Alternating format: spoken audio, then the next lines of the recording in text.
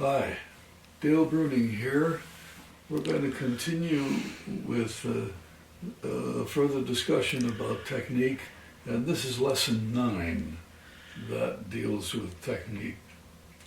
As we've talked on previous occasions, as the old saying goes, ideas are cheap, but it's only the person who has developed sufficient technique that would be able to express them. And certainly on this instrument, the guitar, or for that matter, most instruments, technique is a challenge. And so we're trying to meet that challenge with exercises that help. I'm going to return to something that was talked about on previous lessons that dealt with technique, and that's open strings. I think I was sometimes showing eighth notes and triplets and 16th notes, but this time just a simple exercise that helps is to just maybe practice as you do open strings, skipping strings.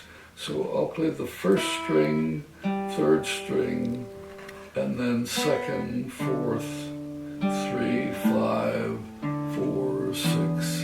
Let me do that again. So I'm going first to third, second to fourth, 3 to 5, 4 to 6.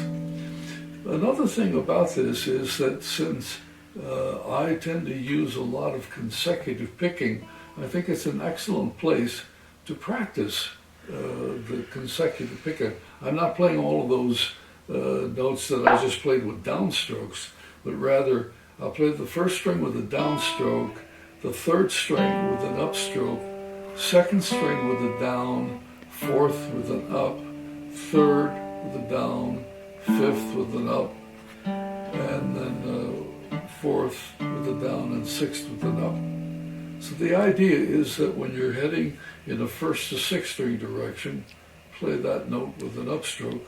When you're going in a sixth to first string direction, play it with a downstroke. So if I do that again now, and then go the other way, then also you can sometimes maybe skip and play like from the first to the first string to the fourth, second to the fifth, third to the sixth. So I'll do that again. Again, this would be a downstroke, upstroke for the fourth, downstroke for the second, upstroke for the fifth, downstroke for the third, upstroke for the sixth.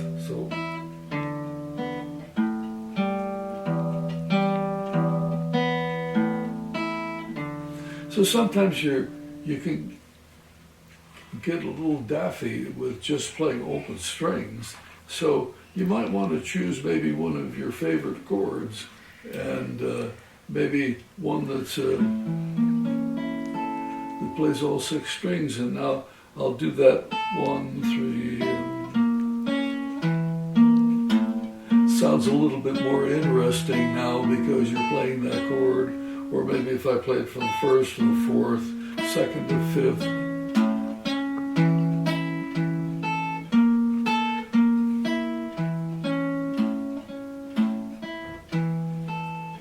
But just some thoughts about just playing open strings, whether you play something with your left hand or not, just so that it gets, because when we're playing, the moment we engage our left hand, that captures our attention, that is the left hand.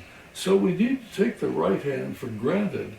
So just being able to put the left hand on our lap and just play with nothing but open strings, although tedious as that might be sound-wise, it really helps to get ever more accurate with your right hand so that you can comfortably take it for granted. Now, the next exercise that I'd like to talk about is one that is often referred to by some as a stretch exercise for the left hand, and indeed it is, but I think of it more as a consecutive picking exercise. But before we talk about the picking, what I'm going to play are closed voicing chords on the first set of 4 strings, the second set of 4 strings, and the third set of 4 strings. So I'll start here and name the chords so you know what we're playing here. There's an F major 7th, an F dominant 7th, an F 7th with a flat 5, an F minor 7 flat 5. Then the next chord would be back to a major 7th. So that'd be E major 7th, E 7th, E7 flat 5, E minor 7 flat 5. So those are the chords that you would play if you were on the first set of 4 strings. So while you have that in mind, I'll show you what I think of as a consecutive picking exercise. So I'm going to play 4 downstrokes, 4 upstrokes, to try to make that very even. But then as I get comfortable with it, especially when you switch from downstrokes to upstrokes, that's where you have to concentrate. But now that I've done that, now I'll play those chords.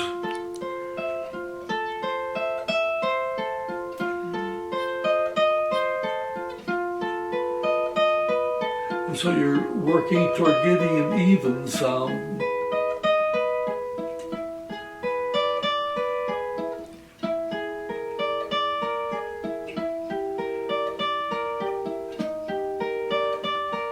So you want the notes to ring out together for sure.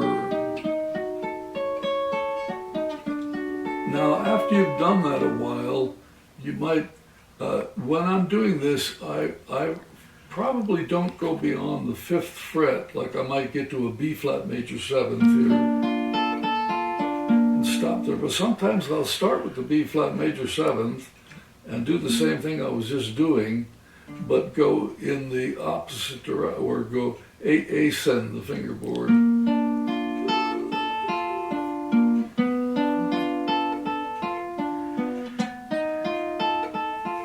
But again, I'm looking for evenness. So it is a left-hand exercise as well. But what I'm thinking about is how my right hand's responding with nothing but consecutive picking.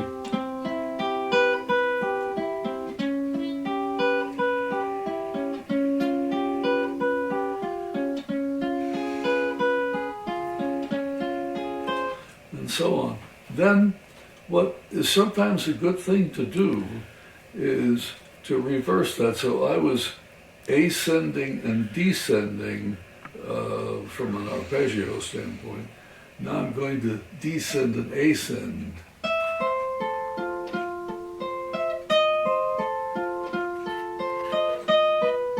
But with the same ideas in mind.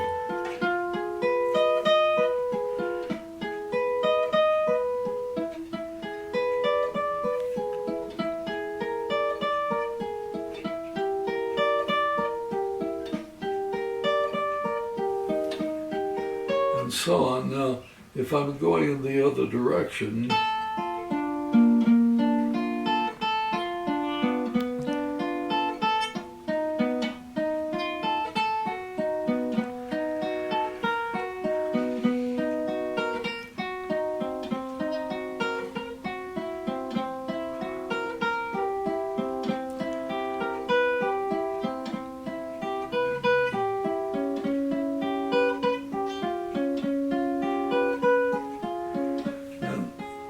and so on.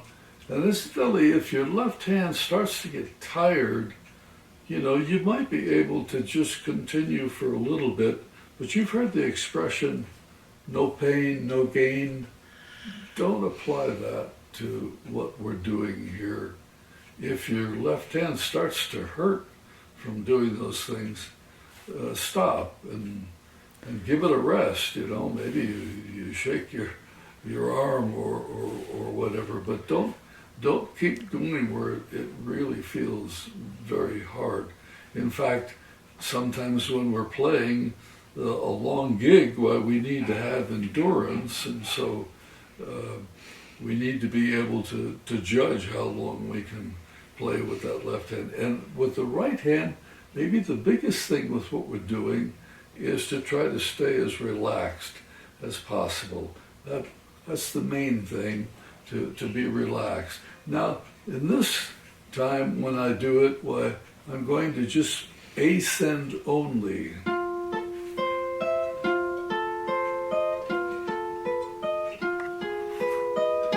So I missed there, pardon me. So,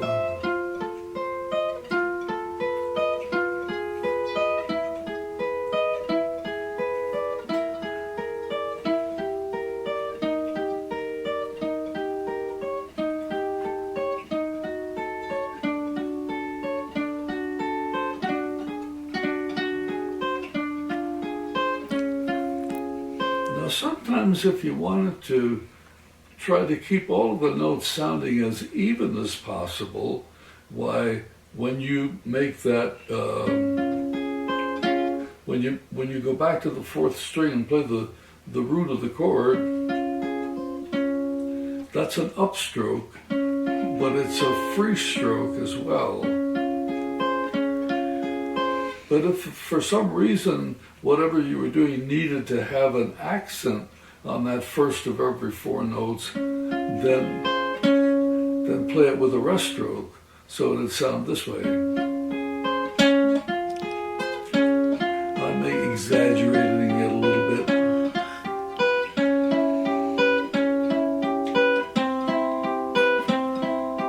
So we can practice that both ways. Now, that was all ascending, now just descending only.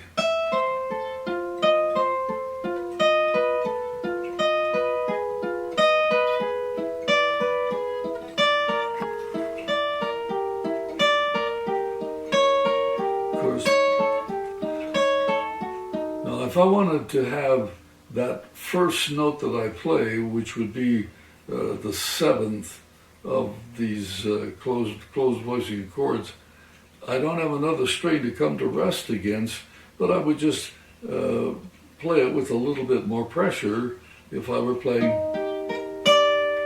you know, so if it were sounding like that.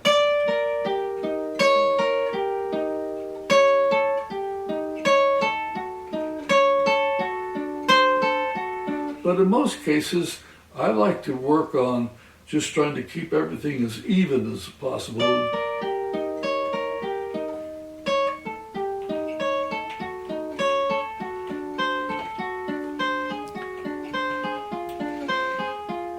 And as far as speed is concerned, I think it's, as is almost always the best advice, to start slow with that and gradually speed it up. But you know, you can...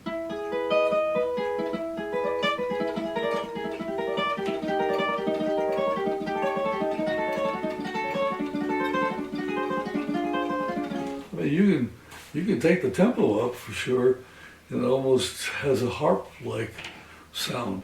But now, with the same thoughts in mind, let's go to the inside four strings, the second set of four strings. And now I have C, E, G sharp, B, so that's a C major 7 plus 5. Then when I drop the seventh a half step, now I've got a C augmented seventh. Now when I move my second finger down, this is just a plain C7.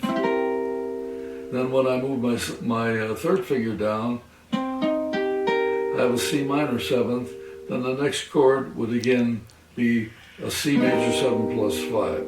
So again, those chords, C major 7 plus 5, C augmented 7th, and then C 7th, and then C minor 7th. So you'll be doing those same kinds of, but it changes the position of your right hand slightly in that you have to be reaching a lower string, namely the fifth string.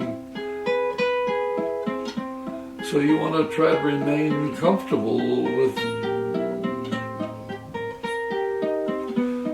and the point that I was making in previous lessons about the right hand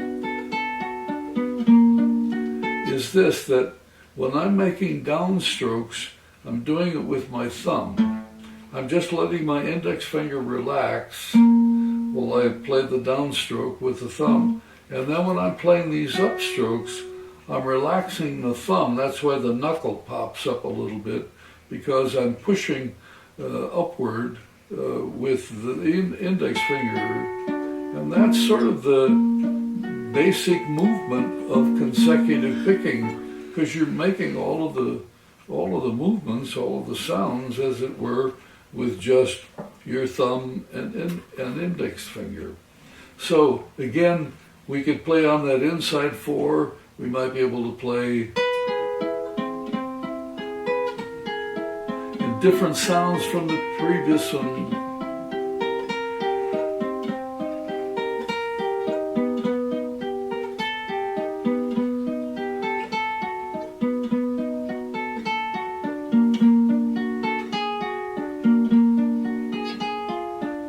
Or maybe we're playing just ascending only.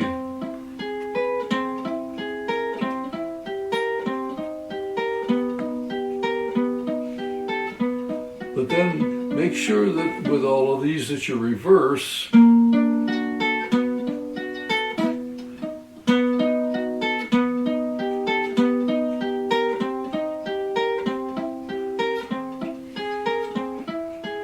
And I'm doing sort of a moderate tempo. When you first start it, go very slow so that you kind of feel the whole thing, you know, and very gradually increase the tempo of this. So now I might do it one more time here where I'm just doing descending only.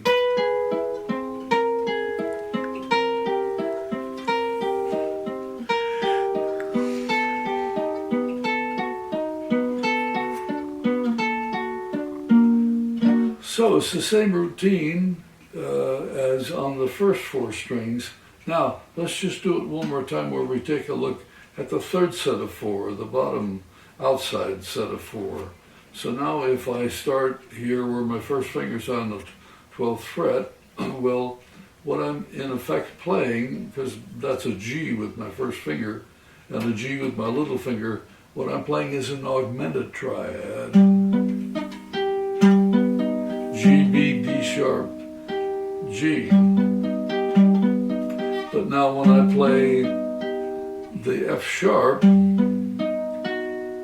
now once again I have a major 7th with a G major 7th with a +5. And now when I move my second finger, now I just have a plain G major 7th. And then if I move my third finger down, I have a G minor major 7th. Then the next chord again would be G flat augmented. So again, the sounds that we would make with the bottom 4. And again, each time you play a different set of 4, you have to adjust the position of your right hand, but that should be as fluid as possible so that you can go from one set of 4 to another set of 4 without any difficulty. But anyway, this is the ascending thing.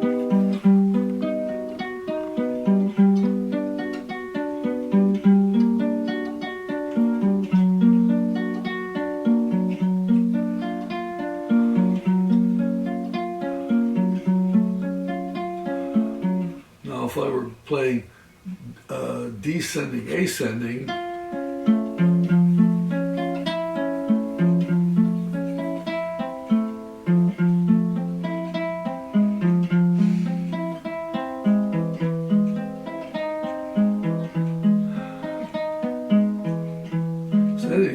you get that idea. It's the same thing if you were ascending only, or if you were descending only.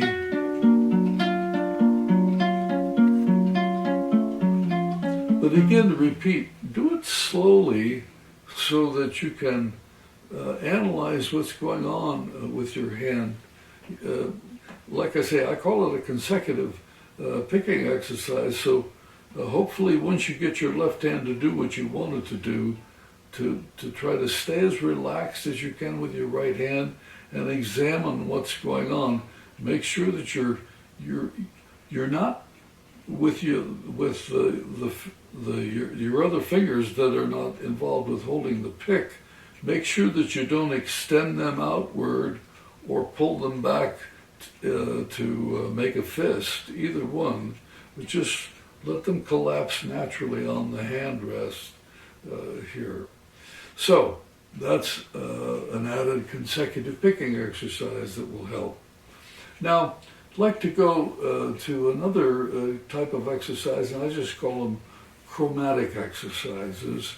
And I'm just going to go to the first 4 strings, and we could play what I'm about to play with nothing but strict alternate picking, and if I did that, I would do it from the wrist, like so.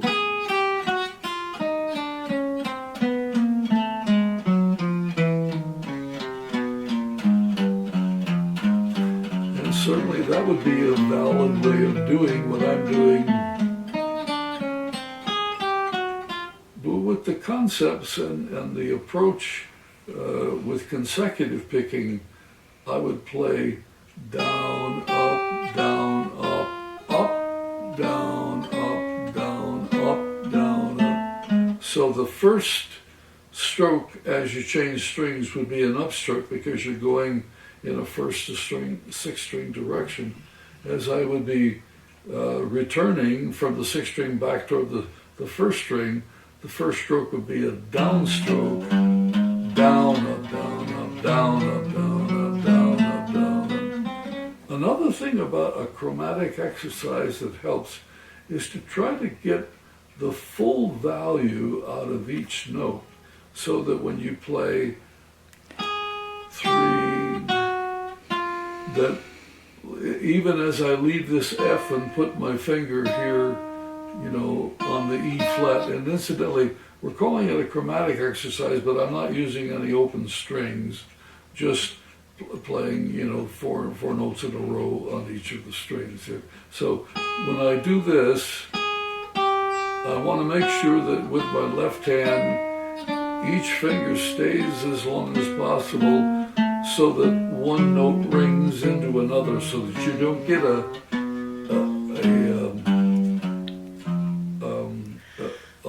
kind of like a taka taka taka kind of a sound. You want to get the notes to ring into another.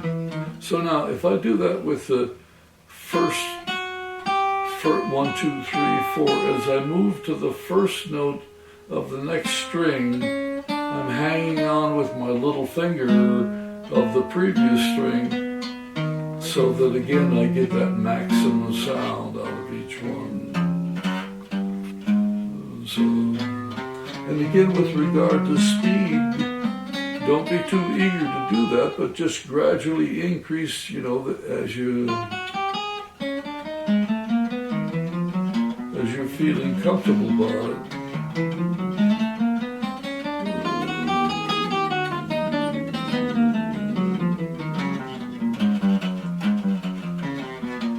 But work your way slowly up with that.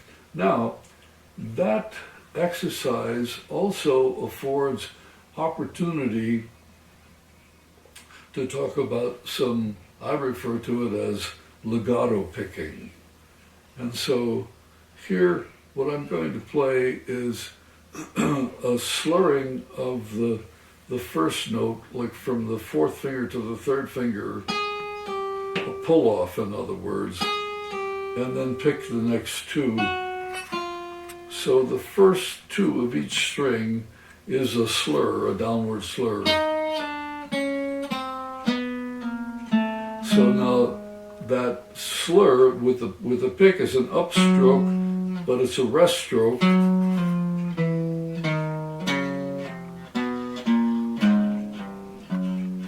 Now as I return, that's a downstroke with a rest stroke. And so one thing I didn't mention when I was attacking all of the notes is that when you're heading in a first to sixth string direction, the upstrokes are rest strokes and the downstrokes are free. So it's rest, free, rest, free, rest, free, free, rest, free, rest, free. Whereas when you're playing in a sixth to first string direction, the downstrokes are rest strokes and the upstrokes are free. Rest, free, rest, free, rest, free, rest, free, rest, free, rest, free, rest, free. But back to the legato picking, we did like 4 to 3, make that a slur. Now I'll slur from the third finger to the second finger, so the slur comes in the middle of the 4 notes.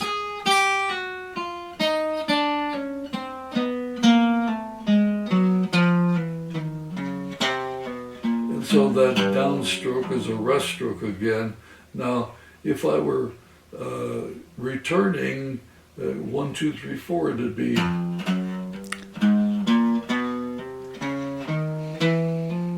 So that those middle 2 notes are with an upstroke, which is a rest stroke. Sometimes you get this feeling when you're playing a little bit with a swing inflection.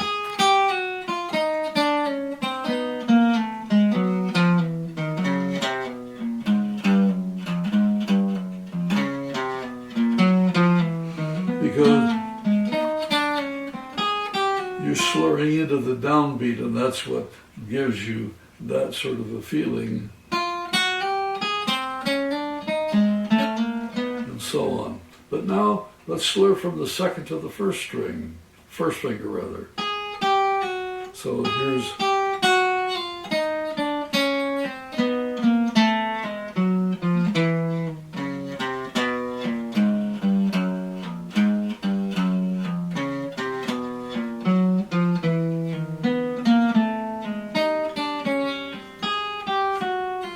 If you were doing it first,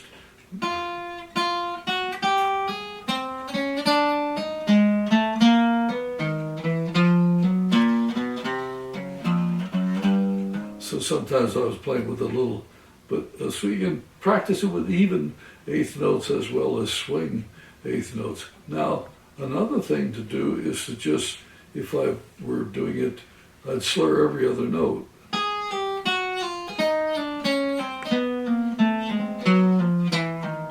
So it's obviously just down up with my right hand.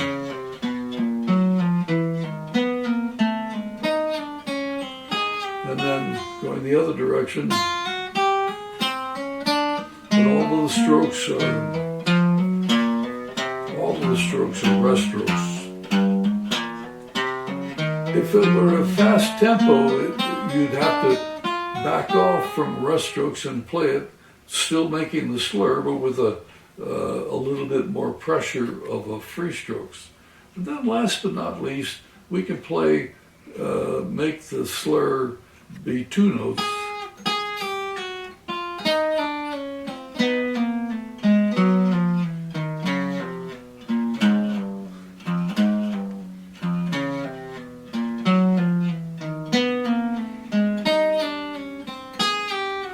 Now the other way.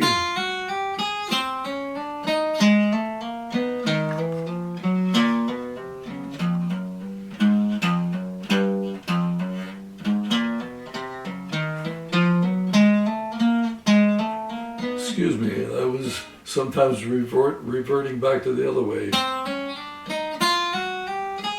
And then you can play where you're getting 3 notes.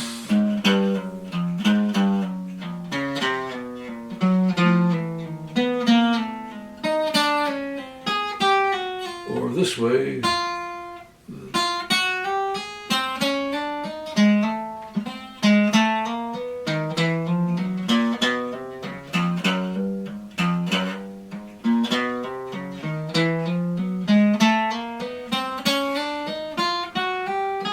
So, the chromatic exercises where you attack all of the notes are very beneficial for coordination between the left and the right hand, sort of standard exercises that most jazz guitarists have been practicing for years, but they're very beneficial. I like to use them as well and incorporate the legato picking exercises as well. So, add this to your collection of exercises, and again, practice slow at first and build up the tempo gradually. And sometimes, wherever the problem is, try to concentrate on the correcting, wherever corrections need to be made in either the left or the right hand. But anyway, success to you. See you next time.